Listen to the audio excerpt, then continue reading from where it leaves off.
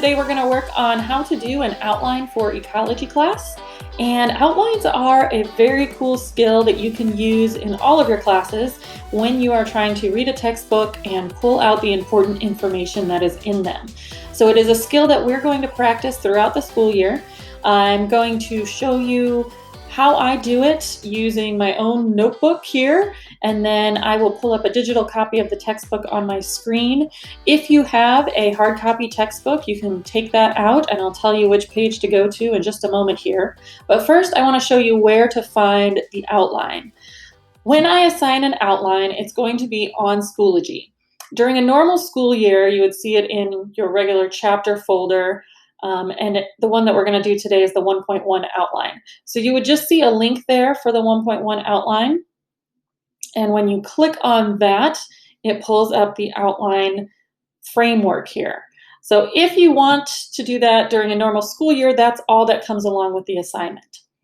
Since we are in a digital environment right now and you are turning your outlines in digitally, I still want you to handwrite it on notebook paper, but you are going to submit it on Schoology. So we'll go into our folder for the week and click on the 1.1 outline. Here you will have all the materials you need. So if you don't have a hard copy textbook at home, you will click on this link here where it says Textbook Section 1.1, Understanding Our Environment, and there is the textbook. So I'm actually going to pull this tab off over to the side.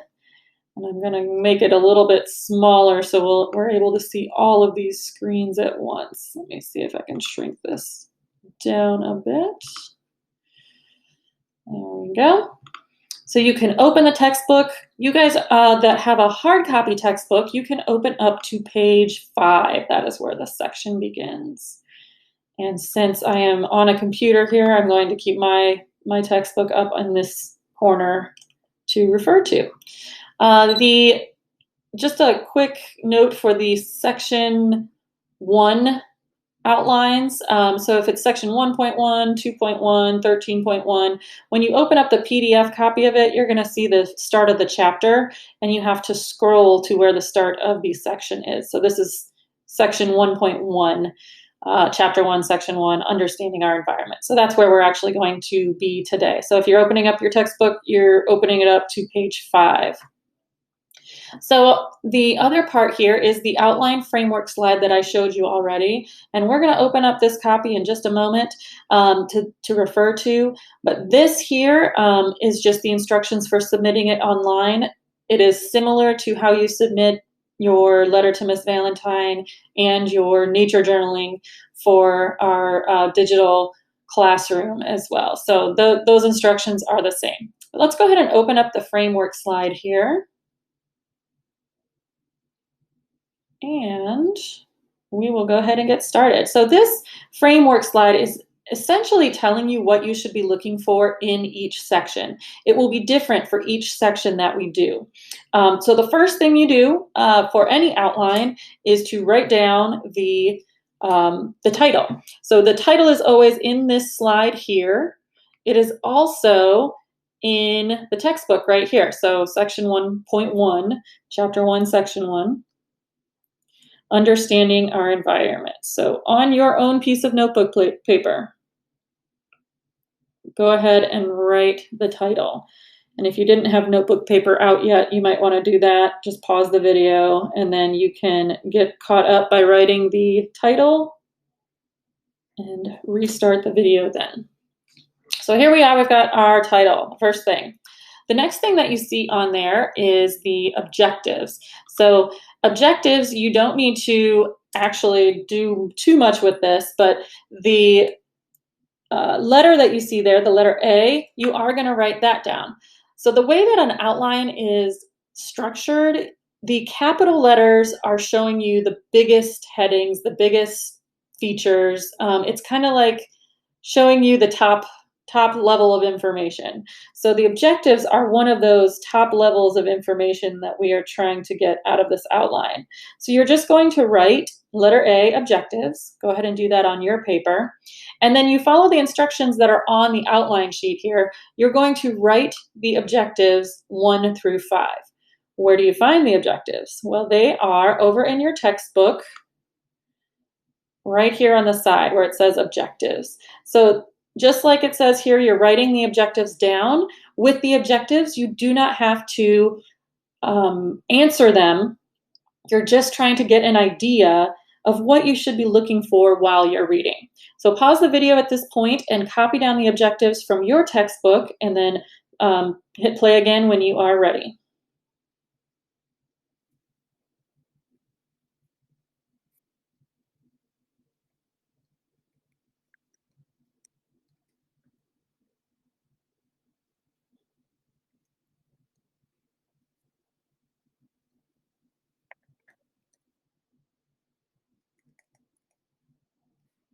All right, so I have copied all 5 of the objectives that are there on the right in the textbook, and I just want you to take a moment now and recognize, did you actually read what you were writing?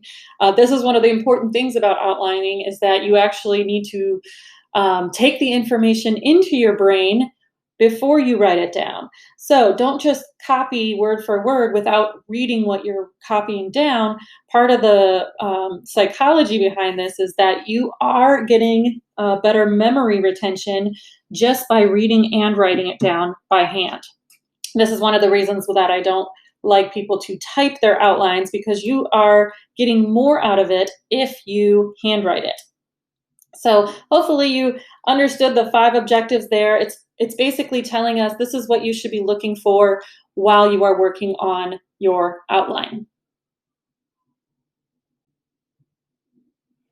All right, guys, Miss Valentine just had an incredible technology snafu. I recorded the next section of your outline, but I wasn't actually recording. So unfortunately, I'm gonna have to redo that section again, but just pretend we just finished section A, and we're gonna move on to section B, but I'm gonna start on a new page. All right, guys, so once you finish a section on the outline, it is often helpful to check it off on the outline framework. To do this, you can make a copy, file, make a copy, entire presentation. You could name it 1.1 outline if you want, and that'll save it into your Google Drive, and then you will be able to type into that document. So I'm actually not going to save it because I can type into this document, but if you want to make a copy so that you can cross things off, you can go right ahead. So we did the objectives. We did write all 5 objectives down. So I'm putting an X next to each one of those, and that just tells me I did those already. And we are on to B. So you'll notice the structure here includes letters and numbers. Why this is important is because the letters are bigger, more important items. Headings are all capital letters. The blue headings, the large headings are all capital letters. And then anything that is indented underneath there is just saying that this information is talking about this heading, or this information is talking about this heading. And when you get even smaller to the red headings, these small items underneath them, that is referring to that heading above it. So this is just a way of organizing information in a textbook so that you understand these are the big ideas, this is the explanation of those big ideas. But in this case, right now, we did the objectives. That was letter A. We wrote those down. Letter B is actually the summary paragraph to introduce the section. So that is also an important one to write down. So let's write capital B. And then we're looking for an italicized word. An italicized word is just a slanted word. So it's this one right up here. I can see it, environment. So what we're going to want to do with italicized words is write down the entire sentence that it's in and underline that italicized word. Feel free to pause the video at this point so you can copy down that sentence and underline that italicized word.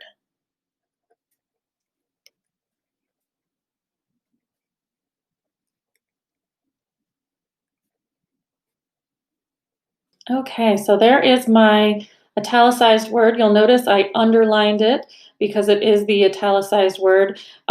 Anything that's italicized is just trying to draw attention to your eye and say, this is an important word, this is an important thing.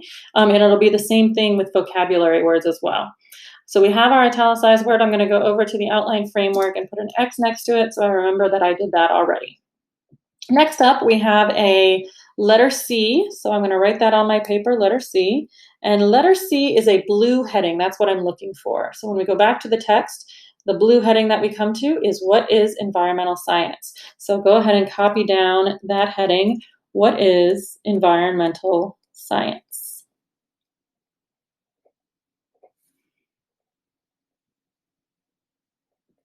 All right, and if you notice under this blue heading here, oops, forgot my question mark. Under this blue heading here, there is a number of different types of information. You also have numbers and you have letters. So we're going to follow in order these different items as we go. The first one is a vocabulary word. So it has a number 1 in front of it. So I'm going to put that number 1 indented, just like it is on the framework. And you'll know that the vocabulary word needs to be underlined because I show you that on the framework right there. It is underlined. So we go to the text and we look for that vocabulary word in the text and we see that it is environmental science. So we're going to write down the vocabulary word and underline it first. From there, we're going to write the definition for that vocabulary word. So you're not just writing it down, you're defining it as well. You can look for the definition either on Google, in the glossary in the back of the written book, or you could also just find it in the text. And when I look at this, it says the study of how humans interact with the environment. There's your definition. So take a minute, pause the video if you need to write out that definition. Okay, so our vocabulary word is done. I underlined it. So I'm going to put the X there. We have gotten that off the framework. Next up, we see a number 2 with a red heading. So I'm going to write the number 2. Notice how it's in line with the number 1. And I'm looking for a red heading. So as we go along in the book, I'm looking for the red heading. There it is, right there, the first red heading. And you'll notice these red headings are smaller than the blue ones, which means that they contribute to the blue one. It's information about the blue heading, which was what was environmental science or what is environmental science. So number 2, we're just copying the red heading. Any headings, you're just going to copy them.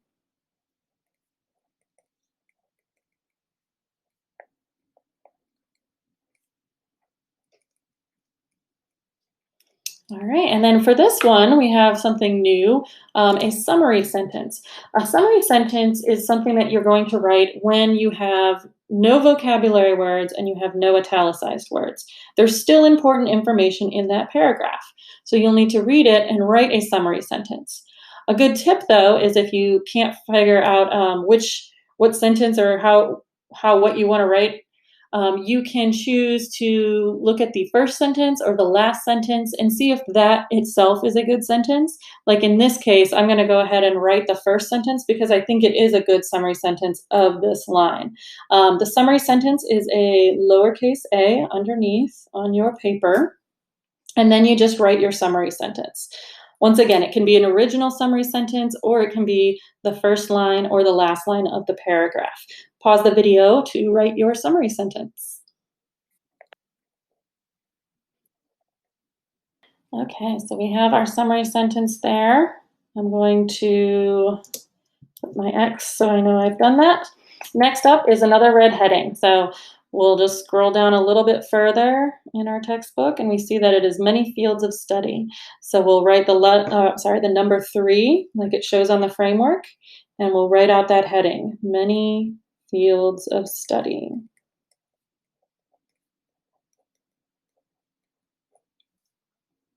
Then for our heading, it looks like there is a vocabulary word underneath there and a letter A. So let's put our letter A underneath there.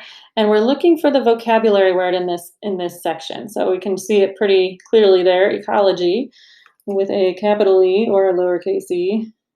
I think it's capitalized because it's the beginning of the sentence. So make sure you write the word, underline it, and then write the definition. Pause the video to take a moment to write your definition. Okay, so I have done the red heading. I have done the vocabulary that goes under that red heading. All right. Now, some people do like to add highlighting to their outlines. The vocabulary words are highlighted in the textbook, so they like to highlight it also on their notebook. So I'm just going to highlight this. That is completely optional. The only thing you absolutely must do with the vocabulary is underline it and write the definition. So that's just an option. And I'm going to continue on for the rest of this column showing you some of the other little tricks that people do just to kind of help organize their outline, starting with letter D. Letter D is a blue heading, another important heading. I'm going to use a blue pen to write the heading for letter D, just to draw it out as that important heading. Again, this is not required. You can do it if you want to. It's a complete option. But we're looking for our next blue heading where you can kind of read through the next page, read through the table, take a look at the drawings, and then we're on to page 8. That's where our letter D heading is. Scientists as citizens and citizens as scientists. Pause the video while you write out that heading. Okay, so the blue heading is written in blue, and then I'm going to switch back to my regular pen color or pencil, whatever you're using, and we're going to do a summary sentence. So once again, just like previous summary sentences, you're reading the paragraph or paragraphs that are underneath that blue heading, and you're writing a summary sentence. This is a number 1 underneath that big heading. Pause the video while you read the paragraph and write your summary sentence.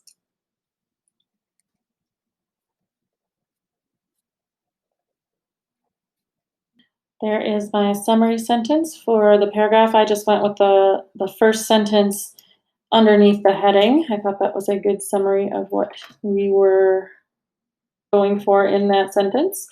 And then we're on to another blue heading. So you kind of read through, take a look at your pictures, and then go to your next blue heading. And there it is, our environment through time. I'm going to write with my blue pen for this one. Pause the video while you write out your heading. And with this one, we also have a summary sentence for the first paragraph, and then it looks like we'll have a red heading after that. So put a number 1, going back to my regular color, a number 1 underneath the heading, and read the paragraph, writing your summary sentence. Pause the video.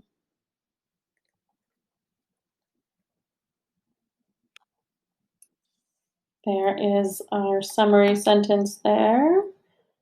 I'm going to put an X next to blue heading, put an X next to summary sentence. Did both of those. Now we're on to our red heading, number 2.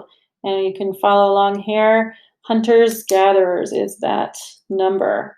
Once again, notice how the numbers line up with one another. And write out hunter-gatherers.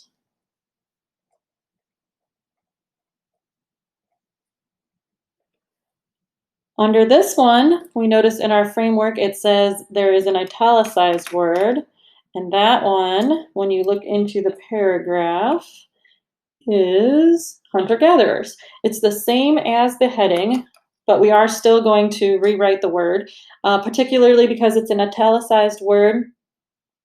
Write your letter A on your paper, and then for italicized words, we write out the entire sentence that that's in and underline it. Pause the video while you do that.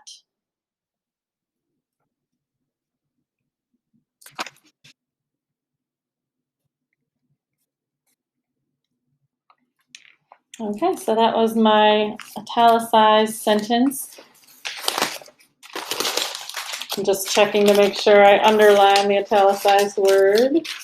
Looks like I did. So again, with italicized words, make sure you underline the italicized word and you write out the entire sentence that it is in. Next up, I'm going to just get you started on this column, and then I'll have you pause the video and meet me when you reach figure 3. But let's go ahead and write down our next number from the outline framework over here. First, I'm going to put an X next to this. I already did that. And then the red heading is number 3. It's still slightly indented from the side. So even though I'm on a new page, I'm still indenting it slightly. And after hunter-gatherers, we'll keep reading, we come to the agricultural revolution.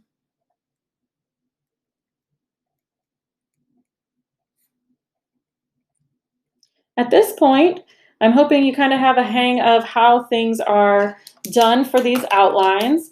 And I'm going to let you go ahead and do the next column all the way until you hit figure 11. So take your time, write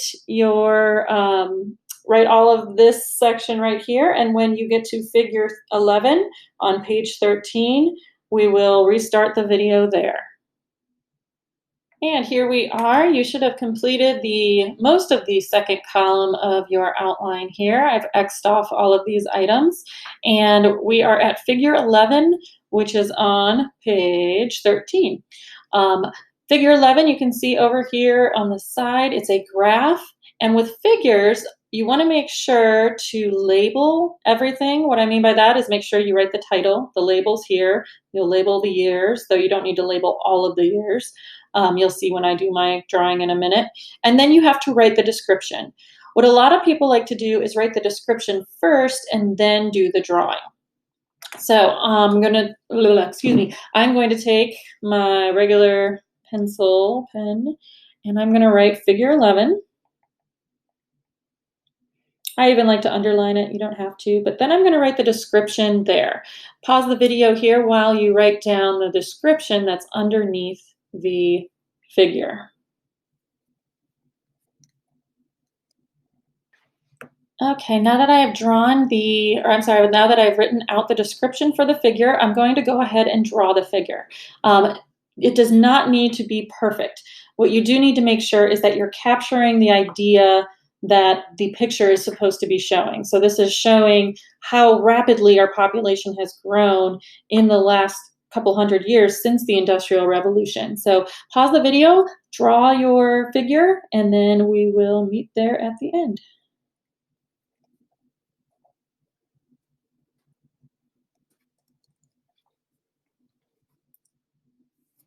Okay, so that's good enough for me. Once again, the point is that it captures the idea that it's supposed to show, that the population has just skyrocketed since the Industrial Revolution. So it doesn't have to be the exact drawing, and I don't really judge anybody's artistic ability when it comes to figures. Now, I'm going to let you go ahead and continue into the next column with the final blue heading, letter G. Pause the video while you do, while you do this first part here, and then stop when you get to table 2 and turn the video back on. Okay, so you should have completed letter G and these first few items that are underneath it. We are now on table 2. Table 2 is on page 14. And when I scroll down here, I see that it is this green table right here. When you do tables, there's no description that goes along with it. You are basically just copying the table down. I'm going to go ahead and start copying that. It is number 3. So I'm going to write number 3 and then table 2, and then draw my table here. Pause the video while you draw your table.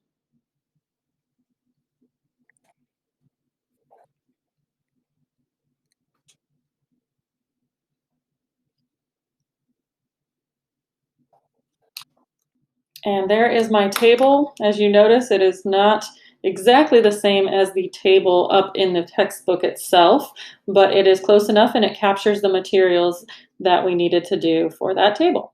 The next thing on the outline, I'm going to cross off that table. The next thing is your red heading.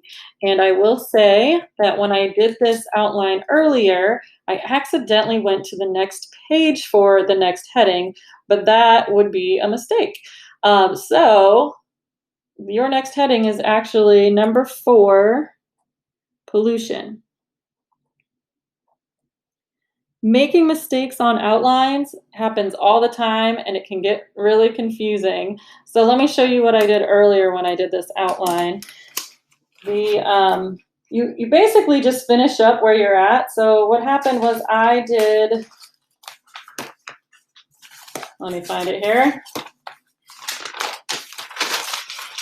I accidentally, instead of writing number 4, pollution, I wrote number 4, loss of biodiversity. I accidentally skipped that whole paragraph. And I did everything that was for that section on biodiversity. that's when I realized, whoops, I missed pollution. So I went back and I just crossed off the number 4 and wrote number 5.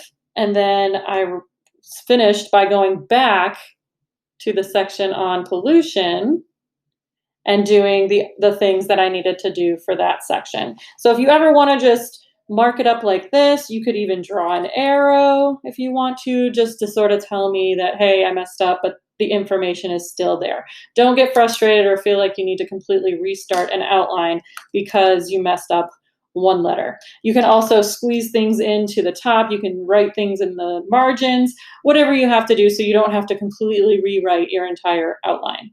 So I'll let you guys finish up the last few items on your outline. So there is outlining in a nutshell for you. I'm hoping this is a valuable skill that you'll be able to use not only in this class, but in other classes when you're trying to pull important information out of a textbook.